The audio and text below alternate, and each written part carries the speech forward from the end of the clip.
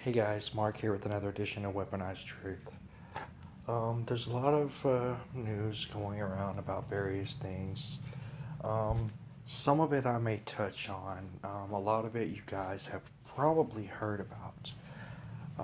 And I try to find, um, as much interesting things as I can um, to bring to you guys that a lot of other people will not report on. And what we got here is a page. I'm going to leave a link for it that I came across because I follow John B. Wells. John B. Wells is a former host of Coast to Coast AM, and he still has a show, Arc Midnight, which he does here locally in my hometown in Dallas Fort Worth once a week on the radio.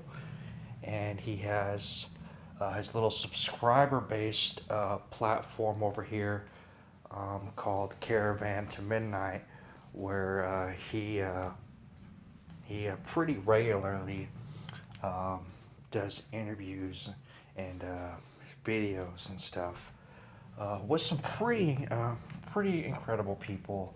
Uh, Usually, he's got some pretty interesting uh, guests and topics, and usually some pretty interesting insights onto things. Anyways, I find this man to be a pretty good source of information. And what he shared with on Twitter, which I don't think a whole lot of people got, it seems like, is the caravanners, the people who are subscribed to his Caravan to Midnight show, which actually it's $10 a month. But I gotta say, for the content that you're getting and stuff, it looks to be like a pretty sweet deal. Nonetheless, that's the way he's chosen to monetize his product, and he's not using all the. He doesn't have to worry about all this bogus stuff going on over on YouTube. He's got a pretty dedicated set of followers, and I have to say, his information he gives is pretty good. I'm not here to sell you on that though. I'm just giving you my 2 cents. But what the caravanners are doing right now, working with John, is they're organizing basically a shit hit the fan plan. At some point, shit's gonna go crazy in this country, probably sooner than later. And chances are, when that happens, a good chunk of our information grid is gonna be gone. And even as much as we talk to all the truthers out there, the sad reality is that even most of the people, I would say a good chunk of the people, even in the truth community, are going to be ill prepared for something catastrophic to happen. And it looks like right now we could very well be going to war with Syria, which could lead to war with Russia, and it looks like we got a full-on invasion planned, possibly of North Korea, at the same time.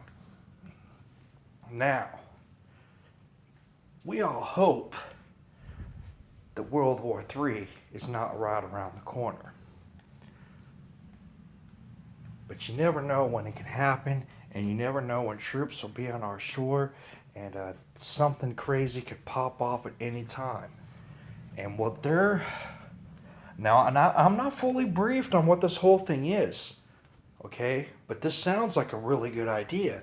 But they're trying to set up a network so people have a way to communicate when everything's down and everything goes crazy, and people can communicate with people even if the grid goes down. People have ways to survive. I'm sure there's a lot of talk about stockpiles of different things, possibly trading areas, meeting areas, escape routes, safe zones. Just a lot of stuff you're gonna need to know if anything goes crazy. And so they're launching an effort to make some grander scale plan just to have it set in place in case something happens. This sounds like a pretty fucking incredible idea. You always hope that it won't happen, and chances are maybe it won't happen, but maybe trying to get involved and help set up some kind of thing in case it does might be a pretty reasonable thing to have in place. It might just save your butt one of these days. I'm just saying. But like I said, I don't know all the ins and outs of the plans myself yet. I just signed up for the newsletter so I can get into the discussion and see where I can contribute and help toss some ideas around so we can start getting this plan in place. I recommend you guys go and participate. You go check it out. We can all investigate this thing together. And, if this thing actually works out and we can get this big plan set in place, just in case of an emergency so people can communicate, survive, eat, find their loved ones, communicate, whatever. If we have some kind of plan set in place, this sounds like a really good idea to me. It's just common sense.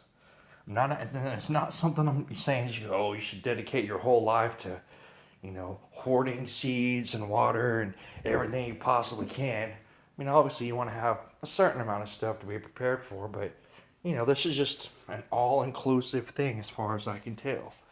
And I think this is something worth checking out. I will leave a link to this page if you want to. You just got to go sign up for the newsletter, and you can get in the discussion.